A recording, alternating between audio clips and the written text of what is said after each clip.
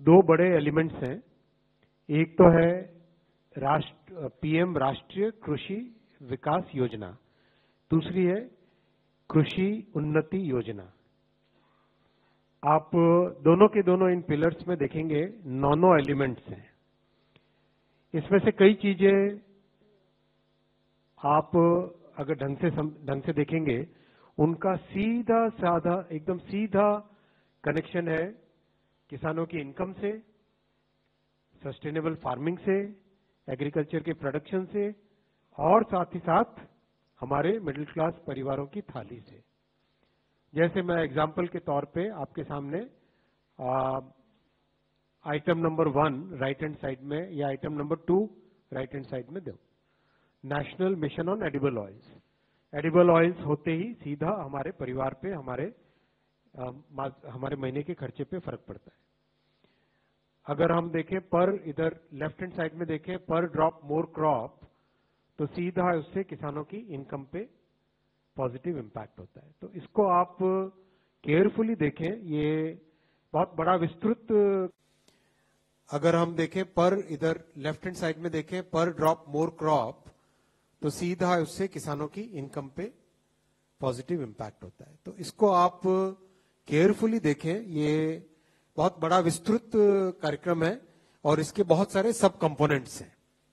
सब कंपोनेंट्स के ऊपर कुछ जो डिटेल्ड प्रोग्राम्स है वो आपके सामने ऑलरेडी पिछली कैबिनेट मीटिंग्स में आ चुके हैं, और बाकी बहुत सारे डिटेल्ड प्रोग्राम्स में या तो इंडिविजुअल प्रोग्राम्स बनेंगे जो कि कैबिनेट में आएंगे, या फिर मंत्रालय के लेवल पे ही उनका अप्रूवल होगा। मान लीजिए पर ड्रॉप मोर क्रॉप, इसका राजस्थान में इंप्लीमेंटेशन अलग तरीके से होगा, ओडिशा में अलग तरीके से होगा, दोनों की जलवायु डिफरेंट है। महाराष्ट्र में इसका इंप्लीमेंटेशन अलग से होगा, अलग तरीके से होगा। महाराष्ट्र के भी 2 हिस्सों में अलग अलग तरीके से होगा, कोस्टल एरिया में अलग तरीके से होगा और तो अलग तरीके से होगा, क्योंकि दोनों की जलवायु, दोनों की मिट्टी, वो सब अलग है। तो ये सोच के बहुत फ्लेक्सिबल तरीके से इसको इंप्लीमेंट करना है, वैसा इस पूरे आज के कैबिनेट अप्रूवल में आई है बात। और एक तरीके से जो किसानों से जुड़ी हुई, प्रैक्टिकली किसानों की इनकम से जुड़े हुए प्रैक्टिकली जितने भी पॉइंट्स हैं, वो करीब करीब आज के इस बड़े प्रोग्राम में इंक्लूड हो गए हैं। और ये प्रोग्राम 1,01,321 करोड़ रुपए का, 1,01,321 crore. It's a very big programme. It has multiple components. Many of the components have already been approved by the cabinet as separate schemes, and some of the components will be done by the ministry, and some more will come into the cabinet for complete approval. But overall, this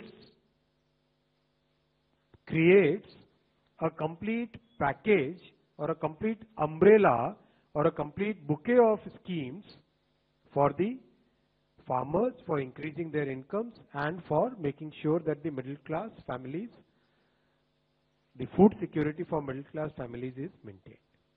ये सारा एक बहुत बड़ा, इसमें आप individual देखें तो soil health के बारे में, सॉइल की फर्टिलिटी, जो रेनफेड एरियाज हैं उसके डेवलपमेंट के लिए, और जो हमारी ट्रेडिशनल किसानी का तरीका है उसमें इम्प्रूवमेंट लाना, मैकेनाइजेशन के लिए, पर ड्रॉप मोर क्रॉप यानी एफिशिएंट यूज ऑफ वाटर के लिए, एग्रो फॉरेस्ट्री, क्रॉप्स में डाइवर्सिफिकेशन, हर तरीके से नई नई अगर इंडिविजुअल प्रोजेक्ट कोई राज्य लेके आना चाहे तो उसके लिए डीपीआर वो बना के लेके आए। मान लो किसी पर्टिकुलर स्टेट, मान लो केरला में पर्टिकुलर एक स्पेशल प्रोग्राम बनाना चाहे केरला, तो उसका डीपीआर बना के लेके आए। आसाम में कोई अलग तरह का कोई नया इनोवेशन करना चाहे, डीपीआर लेके आए, इस स्कीम के अंडर उनका अप्रूवल हो जाता है।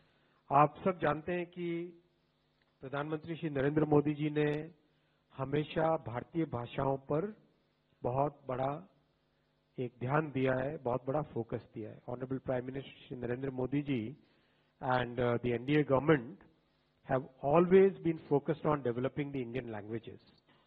अपनी भाषा में हम गर्व करें और अपनी भाषा में एजुकेशन हो, अपनी भाषा में बातचीत में डेली में लाएं, हर तरीके से अपनी भाषाओं को, चाहे वो तमिल हो, चाहे तेलुगु हो, चाहे मलयालम, चाहे भोजपुरी, चाहे मैथिली, चाहे उड़िया, असमीज, गुजराती, मराठी, पंजाबी, कोई भी भाषा हो, अपनी भाषा में हम गर्व करें and be very aware of what our rich heritage was, what our culture was, and how do we bring that same जो हमारे कल्चर की समृद्धि, उस कल्चर की समृद्धि को आज कैसे लाए। इस पे आज बहुत बड़ा फैसला लिया गया है। 5 लैंग्वेजेस को क्लासिकल लैंग्वेजेस के लिए अप्रूव किया गया है। 5 लैंग्वेजेस, मराठी, पाली, प्राकृत, असमीज और बंगाली, इन 5 लैंग्वेजेस को क्लासिकल लैंग्वेजेस का दर्जा दिया गया है। And there is a very important linguistic experts committee, very well read people, बहुत जो deeply knowledge रखते हैं languages के बारे में, linguistics के बारे में, script के बारे में, हमारा जो ancient text है उसके बारे में। और classical language बनना माने बहुत बड़ी गौरव की बात है, और इसके पीछे पूरी साइंस है। 1500 से 2000 साल तक का उस लैंग्वेज में लिटरेचर है, उस लैंग्वेज की एक कंटिन्यूटी है, लैंग्वेज के बहुत सारे पुराने टाइम के इंस्क्रिप्शंस हो, कई जगह स्टोन्स पे है, कई जगह पेपर पर है, कई जगह ताड़पत्र पे है, कई जगह पे ओरल ट्रेडिशन से है। इन सब का ध्यान रख के जो एंशियंट बॉडी ऑफ लिटरेचर है और जो जनरेशन टू जनरेशन हेरिटेज हमारी पास ऑन होती आई है, उस हेरिटेज को ध्यान में रखते हुए उन सब नॉलेज टेक्स्ट को, प्रोज टेक्स्ट को, कई जगह पोएम्स है, कई जगह एपिग्राफिकल इंस्क्रिप्शनल एविडेंस है, इन सब को ध्यान में रखते हुए ये फैसला लिया गया है। और ये बहुत इंपॉर्टेंट और बहुत बड़ा फैसला है। मराठी, पाली, प्राकृत, असमीज और बंगाली। अभी तक हमारे पास जो नोटिफाइड क्लासिकल लैंग्वेजेस थी वो थी तमिल, संस्कृत, तेलुगु, कन्नड़ा, मलयालम और उड़िया। ये लैंग्वेजेस क्लासिकल लैंग्वेजेस नोटिफाइड थी। ये नए प्रपोजल्स आए, नए प्रपोजल्स को इस फ्रेमवर्क में एग्जामिन किया गया और आगे भी जो प्रपोजल्स आएंगे इसी फ्रेमवर्क में एग्जामिन होंगे और जो proper scientific evidence, research, historical सब डेटा सब कलेक्ट करके फिर इसको ये दिया जाता है। रेलवे एम्प्लॉयज के लिए प्रोडक्टिविटी लिंक्ड बोनस 2029 करोड़ रुपए का प्रोडक्टिविटी लिंक्ड बोनस आज माननीय प्रधानमंत्री जी की अध्यक्षता में कैबिनेट में अप्रूव हुआ है। और ये रेलवे ने जो बहुत अच्छी परफॉर्मेंस की है उसके कारण ये संभव हो पाया है। इससे 11,72,240 एम्प्लॉयज को बेनिफिट होगा। रेलवे में आज अगर एम्प्लॉयज की हम संख्या देखें तो कुल मिला के 13,14,992 13,14,992 एम्प्लॉयज हैं एज ऑन 31/3/2024, 31 मार्च 24 का ये नंबर है। और इसमें करीब 1,19,952 तो लास्ट फाइनेंशियल ईयर में ही ज्वाइन किए और वो अगर आपको ध्यान होगा करीब 1,54,000 के आसपास टोटल रिक्रूटमेंट किया गया था पिछले 2-2.5 वर्षों में। उसमें 2 करोड़ से ज्यादा एप्लीकेशंस थी और बिना कोई हैसल, बिना कोई पेपर लीक, बिना कोई इधर कोई कंप्लेंट के बहुत ही स्मूथ तरीके से ये मैसिव एग्जाम कई सारे शहरों में 500 से ज्यादा शहरों में करीब 30 दिन तक एग्जाम चला था। 15 लैंग्वेजेस में कई सारी शिफ्टों में एग्जाम हुआ था, उसके कारण ये ज्वाइन किए थे। इसमें भी रेलवे के एम्प्लॉयज के साथ मिलके जो बना हुआ है फॉर्मूला, उसमें आउटपुट इनपुट यानी कितना आप इनपुट देते हो उससे कितना आउटपुट आ रहा है। मान लो कितने लोकोमोटिव लगाए तो कितना आगे पैसेंजर्स और कार्गो वो सिस्टम खींचता है। वैसे ही ऑपरेटिंग रेशियो यानी कॉस्ट कितनी है और आपकी रेवेन्यू कितना है, इन सब का ध्यान रखते हुए इन दोनों को 50-50% वेटेज दिया गया है।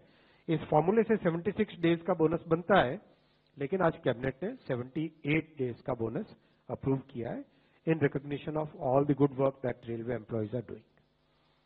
अभी वैकेंसीज 58,642 है, जिसमें अभी रिक्रूटमेंट का काम चल रहा है। और मैं ये नंबर इसलिए रखा क्योंकि विपक्ष की तरफ से बार बार बहुत एक छोटा नंबर डाल के लोगों को भ्रमित करने का प्रयास चलता रहता है। कभी कोई 20,000 बोलता है, कोई 25,000, कोई किसी भी तरह का कोई एक गलत नंबर डाल दो और फिर बाद में उसको गलत को आगे प्रसारित कर दो। इस तरह की उनका प्रयास चल रहा है, इसलिए ये नंबर आपके सामने रखा। As on today this number is 58,642 vacancies पे आज की तारीख में रिक्रूटमेंट का प्रोसेस चल रहा है। और एनुअल कैलेंडर से चल रहा है, जो कि 50-60 साल से नहीं हो पाया था, वो मोदी जी ने अपने कार्यकाल में किया।